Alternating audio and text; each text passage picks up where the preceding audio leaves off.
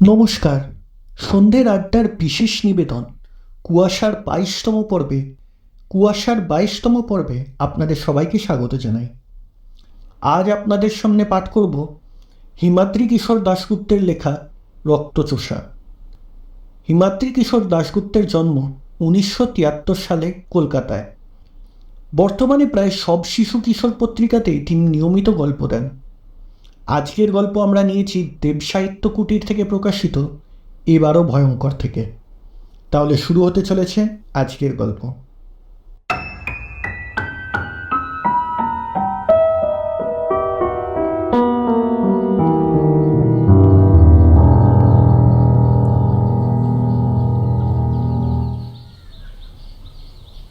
চণ্ডীপুরের রাস্তার মোড়ে চায়ের দোকানের ভিতর বটুক তার সাগরের চটাকে নিয়ে খাপটি মেরে বসেছিল। বেলা 10টা বাজতে চলল। বাইরে বৈশাখের চাঁদি ফাটা রোদ। সামনের রাস্তায় লোকজন চলাচল করলেও ভিড়ভাট্টা তেমন নেই। গঞ্জের রাস্তা যেমন হয় তেমনি একটু ফাঁকা ফাঁকা রাস্তা। হেঁটে, সাইকেলে বা মোটর ভ্যানে যাওয়া আসা করছে কয়েকজন। চায়ের দোকানটা 3 রাস্তার মোড়ে। আশেপাশে আরও কটা ছোটোখাটো দোকান আছে। তার কোনোটা পান বিড়ির, কোনোটা সাইকেল রিপেয়ারিং বা মোবাইল রিচার্জের দোকান। এই মোড় পেরিয়েই চণ্ডীপুরের ভেতর ঢুকতে হবে। সেখানে অবশ্য অনেক লোকজন, দোকানপাট আছে। এমনকি একটা মোটর সাইকেলের শোরুম আর নার্সিংহোম, প্যাথোলজির সেন্টারও খুলেছে সম্প্রতি। কুতুবপুর আর কৃষ্ণগঞ্জ থেকে দুটো রাস্তা এসে মিশেছে চণ্ডীপুরে ঢোকার এই তেমাথার মোড়ে। বটুক আর জটা দুজনেরই বাড়ি চণ্ডীপুরের ভিতর। তবে তাদের আড্ডাস্থল চণ্ডীপুরের এই মোড়ের চায়ের দোকান। জায়গাটা তাদের আড্ডার জায়গার পাশাপাশি কুকর্মের জায়গাও বটে। যারা এই চণ্ডীপুর ও তার সংলগ্ন অঞ্চলে জমি ভাড়া কেনে, তাদের থেকে ভয় দেখিয়ে টাকা আদায়ের সরকারি রাস্তা তৈরির জন্য ফেলা ইট চুরি করে বিক্রি, রাত বিরাতে অপরিচিত লোকেদের থেকে ঘড়ি, আংটি, ছোটোখাটো জিনিস ছিনতাই, এসবই এই 3 মাথার মোড়েই করে বটু। এসব কাজের জন্য বার কয়েক জেলও কেটেছে সে। গঞ্জের ভদ্রজনেরা তাকে এড়িয়ে চলে, আর গরিব গুরুপ মানুষেরা ঘৃণা মিশ্রিত ভয় করে তাকে। তবে গঞ্জের কিছু ভদ্রবেশী শয়তান আছে যাদের সঙ্গে বটুকের সখ্যতা আছে। পয়সার বিনিময়ে যারা অনেক অনৈতিক কাজ করায় বটুক মস্তানকে দিয়ে। লোকজনকে ভয় দেখিয়ে বাড়ি থেকে উচ্ছেদ, ধানি জমি দখল নেওয়া, এ ধরনের কিছু কাজ। তবে এবারের কাজটা সামান্য অন্য ধরনের। কাজটা বেশ মজারও। একটা লোককে তারা কদিন ধরে উত্ত্যক্ত করছে যাতে সে চণ্ডীপুরে না ঢোকে। লোকটার গঞ্জে ঢোকা বন্ধ করাতে পারলে তাদের 5,000 টাকা দেবে বলেছে নকুল হালদার। কাজটা করার জন্য ইতিমধ্যে সে 1,000 টাকা অ্যাডভান্সও দিয়েছে বটুককে। যার গ্রামে ঢোকা বন্ধ করাতে হবে সে লোকটার বাড়ি কুতুবপুরে।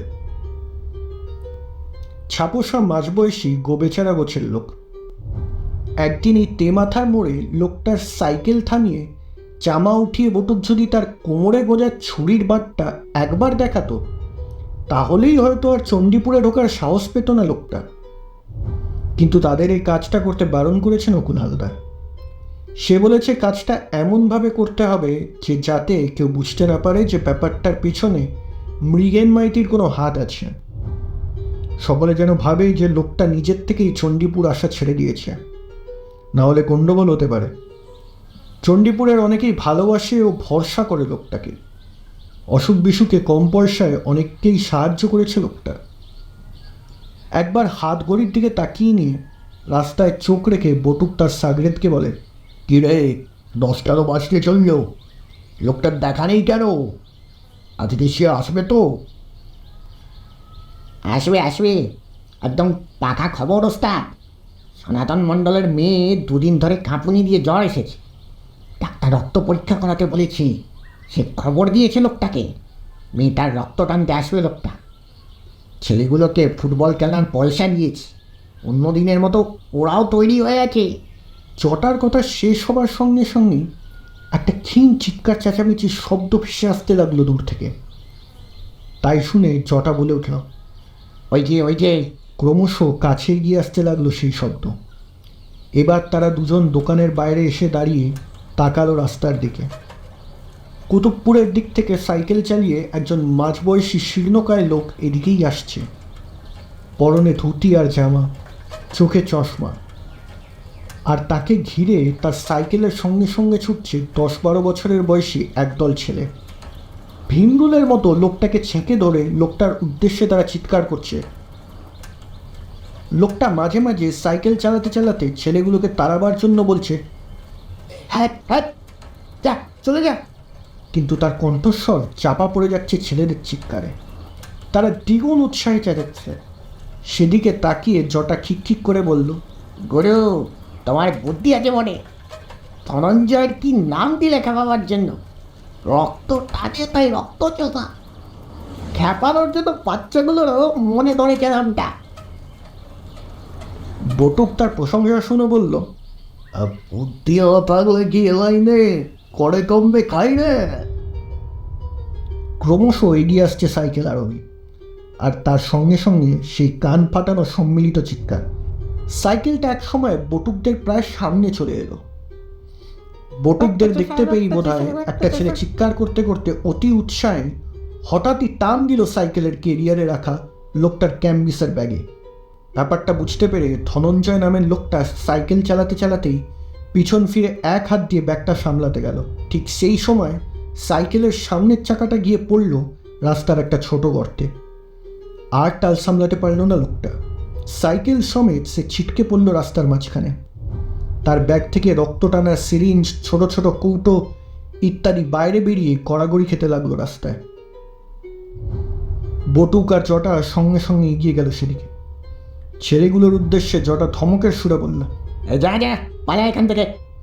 আর তোরা আজও লোকটার পেছনে না।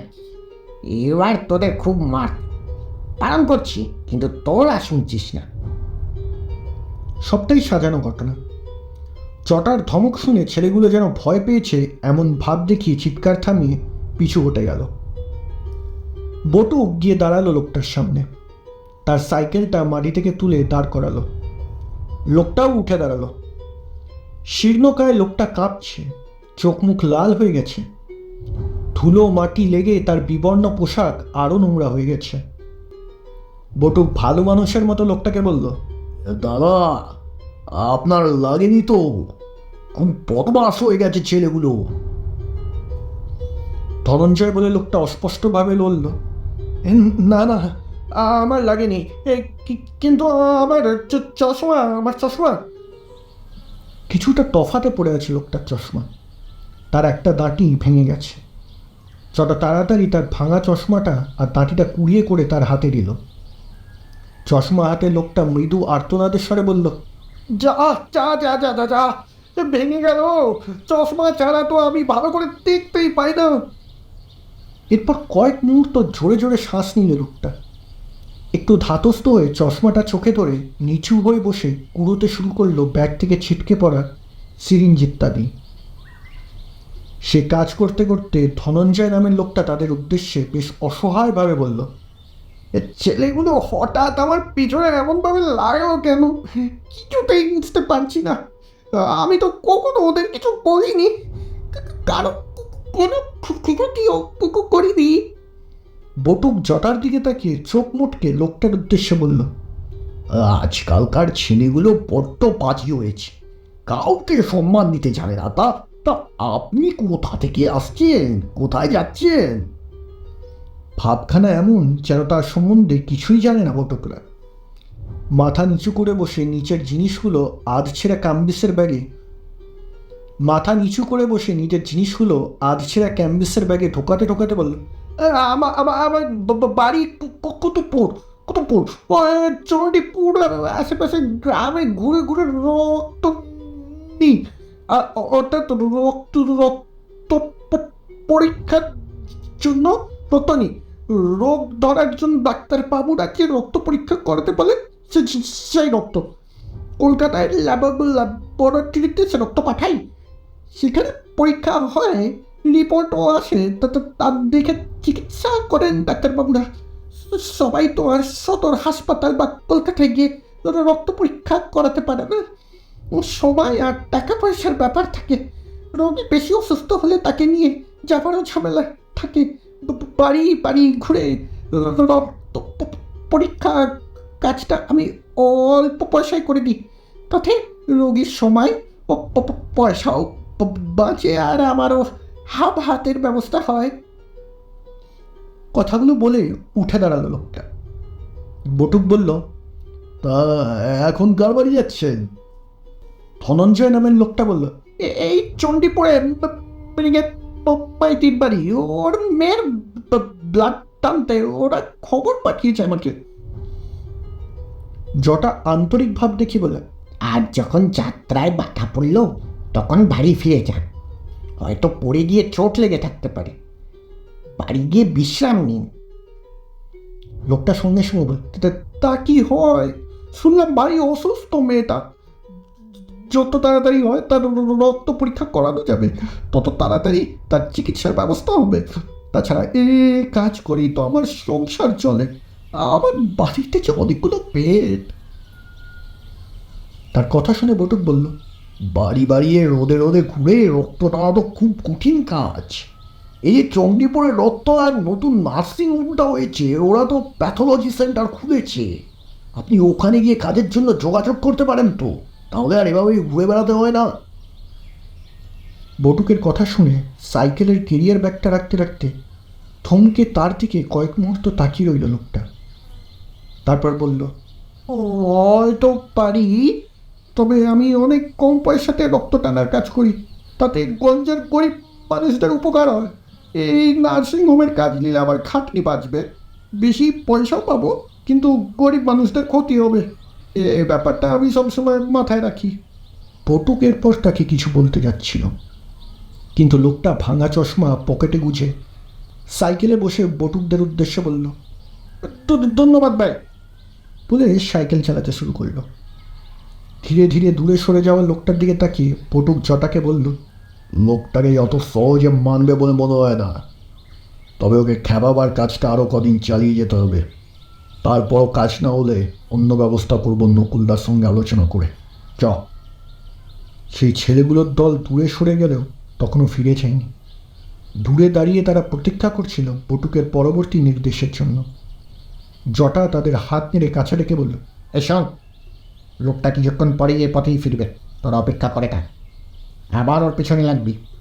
পিছনে লেগে যদি ওর চণ্ডীপুরের ঢোকা বন্ধ করাতে পারিস, তবে ফুটবল দিয়েছি, শীতে ক্রিকেট ব্যাটও কিনে দেবো। ছোট ছোট ছেলেদের মাথায় অত বুদ্ধি নেই, তার ওপর ব্যাপারটা বেশ মজারও লেগেছিল তাদের। ফুটবলের পর ক্রিকেট ব্যাটের কথা শুনে তারা উল্লাসিত হয়ে উঠল। ছেলেগুলোকে লোকটার ফেরার প্রতীক্ষায় দাঁড় করিয়ে রেখে বটুক এরপর জটাকে নিয়ে চলল চণ্ডীপুর রথতলায় নকুল হালদারের সঙ্গে দেখা করাচ্ছে। প্যাথোলজি সেন্টারে নিজের ঘরে বিরাট টেবিলটার সামনে বসে টেবিলে একটা পেপার ওয়েট নাড়ছিল নকুলবাবু। মাঝবয়সী লোক তিনি, মোটাসোটা থলথলে চেহারা, গায়ের রং ঘোর কৃষ্ণবর্ণ, মাথায় কদম ছাট চুল, কুতকুতে চোখে ধূর্ত বৈষয়িক হাসি। সাদা রঙের শার্ট প্যান্টে আরও কালো দেখায় তার গায়ের রং। কাঁচের পেপার ওয়েটটা ঘোরাবার সময় জানলা দিয়ে আসা সূর্যলোক মাঝে মাঝে ঝিলিক দিয়ে উঠছে তার আঙুলের সোনার আংটিটা। অনেক পয়সা নকুল হালদারের, টাকা ধার দেওয়া অর্থাৎ সুদের কারবার আছে। চণ্ডীপুরের 3টে বাড়ি, 2টো রাইস মিল, 40 বিঘে ধানি জমি, একটা বড় মোটর গাড়ি, স্ত্রীর গা ভর্তি গয়না, স্বনামে বেনামে আরও বেশ কিছু সম্পত্তি আছে তার। রটনা আছে আড়ালে চোরাই সোনা কেনাবেচার কারবারও তার আছে। বটুক জটাদের মতো মস্তানদের সঙ্গে নাকি তার সখ্যতা আছে। নকুল হালদার অবশ্য প্রকাশ্যে বলেন এসবই হিংসুকদের রটনা, কিন্তু তিনি নিজে জানেন যে ব্যাপারটা অনেকাংশেই সত্যি। সাদা কালো নানা কারবারই আছে তার। একটু গম্ভীর মুখেই টেবিলে রাখা কাচের পেপারওয়েটটা ঘোরাচ্ছিলেন তিনি। বাড়ির পাশেই একটা নার্সিংহোম কাম প্যাথোলজি সেন্টার খুলেছেন নকুল হালদার। নার্সিংহোমে 2-1টা রোগী হলেও প্যাথোলজি সেন্টারটা প্রায় ডুবতে বসেছে। অথচ সেটার ওপরেই তিনি ভরসা করেছিলেন। চণ্ডীপুর আর তার আশেপাশের অধিকাংশ গরিব মানুষের বাস। নার্সিংহোম তেমন রোগী না হলেও প্যাথোলজি সেন্টারটা চলবে বলে আশা ছিল তার। যদিও সেন্টারে ব্লাড স্টুল ইত্যাদি পরীক্ষার জন্য কোনো ল্যাবরেটরি নেই। তৈবাদ কেউ রক্ত ইত্যাদি পরীক্ষার জন্য এলে কাজটা তাকে লোক পাঠিয়ে করিয়ে আনতে হয়। তবে এই কাজে লাভ অনেক বেশি, হাঙ্গামাও কম।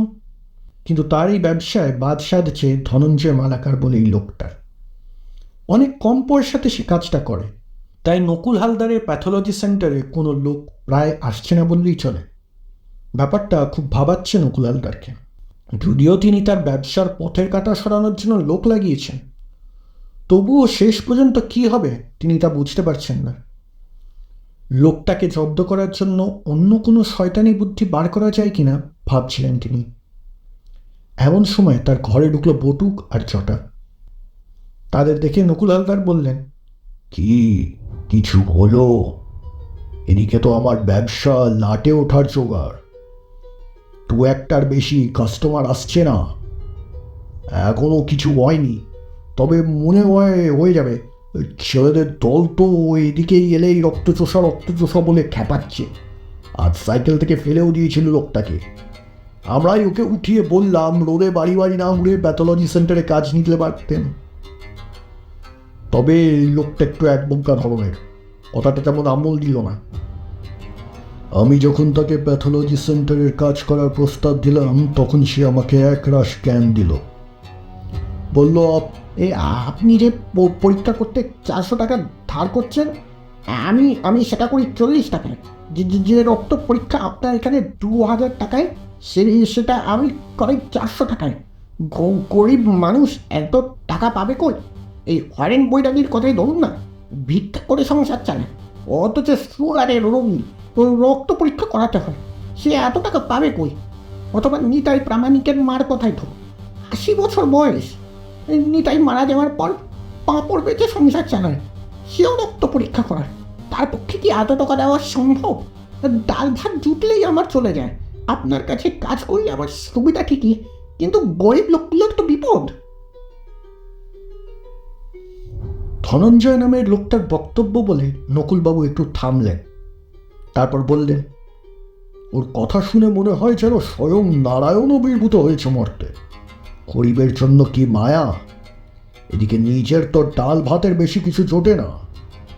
সব খবর নিয়েছি আমি, ওর জন্যই আমার প্যাথোলজি সেন্টারের ছাপ বন্ধ হওয়ার অবস্থা। আপনি বললেই তো আমি লোকটাকে ধরে করকে নিতে পারি। আমার নাম শুনলেই অনেকে ভিড়মি খায়, মুখে না চিনলেও বটুক মোস্তানের নাম শুনেছে লোকটা। আপনি তো সে কাজ করতে বাধা দিলেন।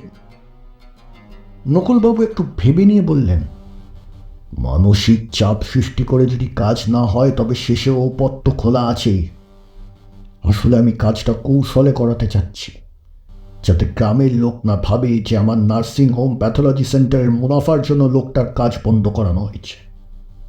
আপাতত ছেলেদের দিয়ে কাজটা চালিয়ে যাও, দেখা যাক কি হয়। এবার তোমরা এসো, আর দিনের আলোতে তোমরা দেখা করতে আসবে না, লোকেরা সন্দেহ করতে পারে। এই বলে চেয়ার ছেড়ে উঠে দাঁড়ালেন নকুলবাবু। নকুলবাবুর নির্দেশ মতো কাজটা চলতে থাকলো। ধনঞ্জয় বলে লোকটা চণ্ডীপুরে ঢোকা বেরোবার মুখেই ছেলেরা তার সাইকেল ধরে রক্তচোষা বলে ছুটতে শুরু করে। কেউ বা তার জামা ধরে, ব্যাগ ধরে টানাটানি করে। আড়াল থেকে মজা দেখে বটুক আর জটা। কদিন ধরে এই ঘটনা চলতে থাকার পর লোকটার চোখ মুখ দেখে বটুকরা বুঝতে পারল যে লোকটা ভেতরে ভেতরে মানসিকভাবে ভেঙে পড়েছে। সে আর হ্যাট করে ছেলেগুলোকে তাড়াবারও চেষ্টা করে না, তাদের উদ্দেশ্যে অসহায়ভাবে বলে, দয়া করে তোরা, আর এমন করিস না, আমার সঙ্গে করিস। লোকটার কাতর কণ্ঠস্বর চাপা পড়ে যায় ছেলেদের রক্তচোষা চিৎকারে। একটানা কিছুদিন সে ঘটনা চলার পর সত্যি একদিন গ্রামে ঢোকা বন্ধ করে দিল লোকটা। পর একটানা 3 দিন লোকটা যখন এলো না, তখন বটুক জটাকে বলল, আমাদের হয় ওষুধে কাজ দিয়েছে বুঝলি, তবু আজ সন্ধ্যায় তুই একবার কুতুবপুর গিয়ে কায়দা করে খোঁজ নিয়ে আয় যে লোকটা ছেলেদের ভয় গ্রামে ঢুকছে না, নাকি অসুস্থ বা অন্য কোথাও গেছে। আমার মনে হয় প্রথমটাই সত্যি। আমি সন্ধ্যাবেলায় নকুলদার প্যাথোলজি সেন্টারে যাব তাকে খবরটা দিতে। তুই কুতুবপুর থেকে ফিরে সোজা নকুলদার ওখানে চলে যাবি। কাজটার জন্য টাকা পয়সা বুঝে নিতে হবে নকুলদার থেকে। অন্ধকার নেমেছে বেশ অনেকক্ষণ আগে। গ্রামে গঞ্জে অন্ধকার নামলেই সব নিস্তব্ধ হয়ে যায়। প্যাথোলজি সেন্টারে নিজের ঘরে বটুককে নিয়ে বসেছিল নকুলবাবু। সন্ধে নামার পরেই সেখানে পৌঁছে গেছে বটুক। সারা বাড়িতে আর কোনো আলো নেই। জটার ফেরার জন্য অপেক্ষা করছিল তারা। বেশ খুশি দেখাচ্ছে নকুলবাবুকে। তিনি মোটামুটি নিশ্চিত যে তার পরিকল্পনা সফল হয়েছে। নিজের অভ্যাস মতো টেবিলে কাঁচের পেপার ওয়েটটা লাট্টুর মতো ঘোরাতে ঘোরাতে তিনি বললেন, বুঝলে বাপু, একেই বলে নকুল হালদারের বুদ্ধি। কেউ কিচ্ছু জানলো না, কোনো চেঁচামেচি চিৎকার হলো না, অথচ কাজ হাসিল হয়ে গেল।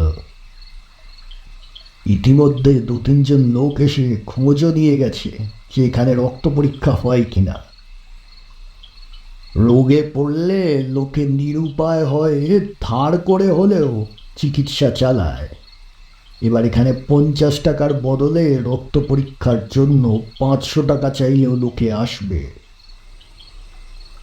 কথা চলছিল, এমন সময় দরজায় টোকা দেওয়ার শব্দ। বটুক বলল, এই জটা, ভেতরে আয়। কিন্তু দরজা ঠেলে যে ভেতরে ঢুকল তাকে দেখে বেশ অবাক হয়ে গেল বটুক আর নকুল হালদার। লোকটা চটা নয়, সেই ধনঞ্জয়। মলিন মুখ, ঘরের উজ্জ্বল আলোতে যেন বেশি বিবর্ণ দেখাচ্ছে তাকে। সুতো দিয়ে বাঁধা তার ভাঙা চশমার ডাঁটি। একদিনে তার বয়স যেন আরও বেড়ে গেছে। মাঝবয়সী নয়, তাকে প্রৌঢ়ই বলা চলে। ঘরে ঢুকে দরজার পাল্লা আগের মতো ভেজিয়ে দিয়ে জড়সড় হয়ে দাঁড়ালো শীর্ণ বিবর্ণ লোক। প্রাথমিক বিস্ময়ের ঘোর কাটিয়ে উঠে নকুলবাবু তার উদ্দেশ্যে বললেন, আরে আরে ধনঞ্জয় বাবু যে, এখানে কি মনে করে, বসুন বসুন। বিরাট টেবিলটার চারপাশে অনেকগুলো চেয়ার।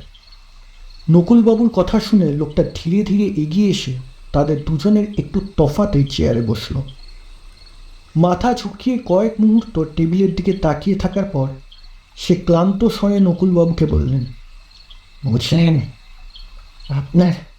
আপনার ওই প্যাথোলজি সেন্টারে কাজ করতে চাই আমি।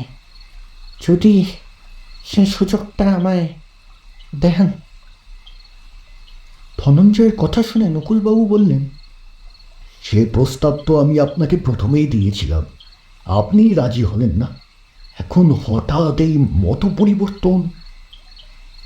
লোকটা বিষণ্ণভাবে বলল, আর লোকের বাড়ি ছোটাছুটির ফকল নিতে পারছি না। আমি নিজে হার্টের রোগী। তাছাড়া বটুকের মনে হলো ওই রক্তচোষা বলে খ্যাপানোর ব্যাপারটা বলতে গিয়েও বলল না লোকটা। মৃদু দৃষ্টি বিনিময় হলো নকুলবাবু আর বটুকের মধ্যে। পাখি এবার ফাঁদে পড়েছে। লোকটা যদি সত্যি কাজ দেয় তবে নকুলবাবুর সত্যি সুবিধা। লোকটা অভিজ্ঞ। তাছাড়া কারা কারা নিয়মিত রক্ত পরীক্ষা করায় তা জানা আছে লোকটা। এতে ব্যবসায় সুবিধা হবে। পাছে লোকটা মত পরিবর্তন করে। তাই নকুলবাবু বললেন, আমি অন্য একজনকে কাজটার জন্য বলেছিলাম ঠিকই, কিন্তু আপনি যখন বলছেন তখন আপনিই কাজটা করবেন।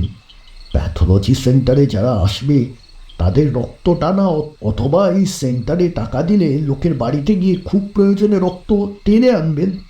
তারপর সেগুলো কলকাতায় পাঠিয়ে পরীক্ষা করানো, সব কাজই সামলাবেন আপনি। নকুলবাবুর কথা শুনে এবার উজ্জ্বল হয়ে উঠল লোকটার চোখ। সে বলল, অনেক অনেক ধন্যবাদ আপনাকে। তা রক্ত টানার জন্য সিরিঞ্জ ইত্যাদি সব মজবুত আছে তো? নকুলবাবু বললেন, হ্যাঁ আছে। ওই তো ঘরের কোণে কাগজের বাস্কটার মধ্যে এক গাদা সিরিঞ্জ রাখা আছে। লোকটা উৎসাহিতভাবে বাস্কটার দিকে এগিয়ে গেল। হ্যাঁ, আমি একবার জিনিসগুলো দেখে নিতে পারি। রক্ত টানার জিনিস বলে কথা। নকুলবাবু হেসে বললেন, হ্যাঁ হ্যাঁ, দেখুন না দেখুন না, ওগুলো তো আপনারই কাজের জিনিস, দেখে নিন দেখে নিন। তার কথা শুনে লোকটা উঠে গিয়ে কাগজের বাক্স থেকে সিরিঞ্জগুলো তুলে এনে নিজের জায়গাতে বসালো। তারপর একটা একটা করে সিরিঞ্জ নিয়ে পরীক্ষা করতে করতে ধীরে ধীরে যত্ন করে সেগুলোকে সাজিয়ে রাখতে লাগলো নকুলবাবু আর বটুকের সামনে রাখা বিরাট টেবিলের ওপর। একসময় স্বচ্ছ কাগজের মোড়া রক্ত টানার ডিসপোজাল সিরিঞ্জে ভরে উঠল টেবিলটা। নকুলবাবু এবার তাকালেন বটুকের দিকে, ঠোঁটের কোণে চাপা হাসি। মনে মনে তিনি বললেন, এই লোকটাই কত জ্ঞান দিয়েছিল এক সময়। কথায় বলে, ঠেলায় পড়লে বাঘেও ধান খায়। সিরিঞ্জগুলো টেবিলে সাজিয়ে লোকটা চেয়ে রইল সেদিকে। বিষণ্ণতা কেটে গিয়ে একটা আবছা হাসি যেন ফুটে উঠছে তার ঠোঁটে। নকুলবাবু জিজ্ঞেস করলেন, সব ঠিকঠাক আছে তো? ধনঞ্জয় নামের লোকটা বলল, সব ঠিক আছে, 5 ডজন, অর্থাৎ 7টা সিরিঞ্জ। এতে এখন কাজ চলে যাবে। এই বলে লোকটা তাকিয়ে রইল সিরিঞ্জগুলোর দিকে। মুহূর্তের পর মুহূর্ত কেটে যেতে লাগলো। কোনো কথা না বলে সিরিঞ্জগুলোর দিকে তাকিয়ে রইল লোকটা। নকুলবাবুর কাজ মিটে গেছে, চটা হয়তো এসে পড়ল বলে তাদের বাকি প্রাপ্য নকুলবাবুকে মেটাতে হবে। কিন্তু ধনঞ্জয়ের সামনে টাকা দিলে তার মনে কোনো সন্দেহ হতে পারে। তাছাড়া সিরিঞ্জগুলোর দিকে তার চুপচাপ তাকিয়ে বসে থাকাটাও কেমন যেন অস্বস্তিকর। নকুলবাবু তাই তার উদ্দেশ্যের পর বললেন, এবার আমি উঠব, তাহলে আপনি আজ আসুন। কাল সকাল সকাল এখানে চলে আসবেন, কাল থেকেই কাজ শুরু করবেন আপনি।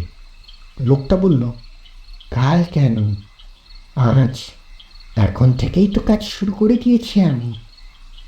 মানে? রক্ত টানার কাজ। সিরিঞ্জগুলোর দিকে ভালো করে তাকিয়ে দেখুন। লোকটা কি মাথার গন্ডগোল হয়েছে? কি হাবিজাবি বকছে? তবু তার কথা শুনে নকুলবাবু আর বটুক তাকালো টেবিলে বিছিয়ে রাখা সিরিঞ্জগুলোর দিকে। সিরিঞ্জের মুখ অর্থাৎ সূঁচের দিকগুলো নকুলবাবু আর বটুকের দিকে মুখ করে সাজিয়ে রাখা। ভালো করে সিরিঞ্জগুলোর দিকে তাকাতেই নকুলবাবুর মনে হলো সূঁচটা যেখানে শেষ হয়েছে, অর্থাৎ সিরিঞ্জের মুখের অংশগুলো একসঙ্গে যেন লাল হতে শুরু করেছে। দৃষ্টিভ্রম নাকি ব্যাপারটা সত্যি? ক্রমশ যেন রক্তপূর্ণ হয়ে উঠছে একসঙ্গে 7টা সিরিঞ্জ। কিন্তু এ কিভাবে সম্ভব? নকুলবাবুর মনে হলো তার মাথাটা যেন ঝিমঝিম করছে। হঠাৎ জীব যেন জড়িয়ে আসছে। তিনি জড়ানো গলায় বললেন, এটা এটা কি হচ্ছে? ধনঞ্জয় বলে লোকটার ঠোঁটের হাসিটা এবার চওড়া হলো। সিরিঞ্জগুলো যেন আরো দ্রুত রক্তপূর্ণ হতে শুরু করেছে। সে বলে উঠল, কেন দেখছেন না কি হচ্ছে? আমি তো রক্তচোষা, তাই না? আপনারাই তো নাম দিয়েছিলেন রক্তচোষা। রক্ত চুষছে, গরিব মানুষের রক্ত নয়, ওগুলো আপনাদেরই রক্ত।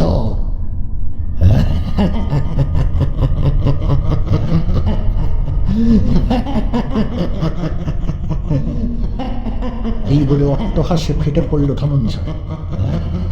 বটুকের সংজ্ঞাহীন মাথাটা বাড়ি খেল চেয়ারে।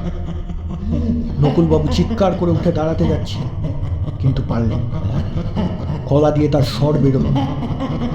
রক্ত শূন্য হয়ে আসা নকুলবাবুর দেহে উঠে দাঁড়াবার শক্তি নেই। বিস্ফারিত চোখে তিনি চেয়ে রইলেন সিরিঞ্জগুলোর দিকে।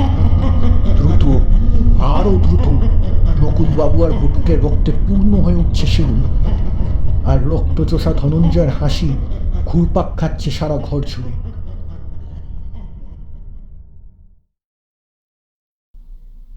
চটা যখন ঘরে ঢুকল, তখন নকুলবাবু আর বটুকের দেহ দুটো এলিয়ে আছে চেয়ারে। এক ঝলক তাদের দিকে তাকিয়ে জটা বুঝতে পারল যে দুটো দেহে আর প্রাণ নেই। রক্তশূন্য ফ্যাকাশে দুটো দেহ। আর তারপরেই তার চোখে পড়ল টেবিলের ওপর সার সার রক্তপূর্ণ সিরিঞ্জগুলোর ওপর। এত রক্তপূর্ণ সিরিঞ্জ এখানে এলো কিভাবে? চটা ব্যাপারটা কি হলো বোঝার চেষ্টা করতে লাগলো, কিন্তু তাকে ঘটনাটা বোঝার জন্য বেশি চেষ্টা করতে হলো না। একটা মৃদু খসখস শব্দ শুনে সেদিকে তাকাতেই সে দেখতে পেল ঘরের কোণে দাঁড়িয়ে থাকা একজন লোককে। আরে, এ কাকে দেখছে সে? এই যে সেই ধনঞ্জয় বলে লোকটা। কিন্তু চটা যে খবর এনেছে ছেলেদের ওই মানসিক অত্যাচারে 3 দিন আগে হার্ট ফেল করে মারা গেছে লোকটা।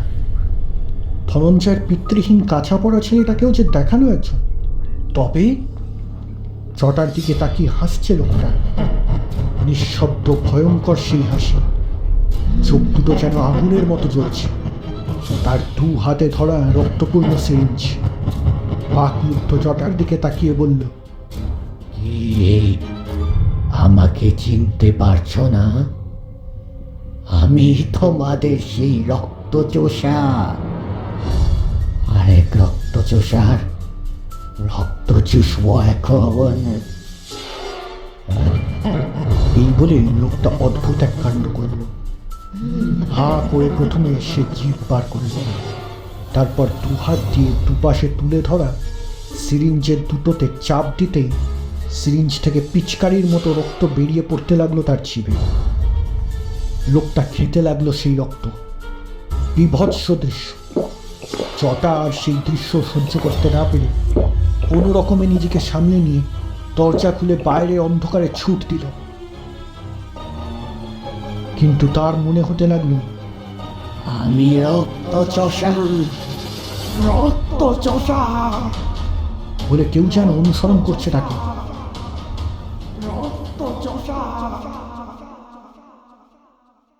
নকুল হালদার মারা যাওয়ার পর এখন তার নার্সিংহোম প্যাথোলজি সেন্টার বন্ধ হয়ে গেছে। ধনঞ্জয় নামের লোকটা মারা যাওয়ার পর নতুন একটা লোক এখন কৃষ্ণগঞ্জ থেকে মোটর বাইক নিয়ে রক্ত নিতে আসে চণ্ডীপুরে।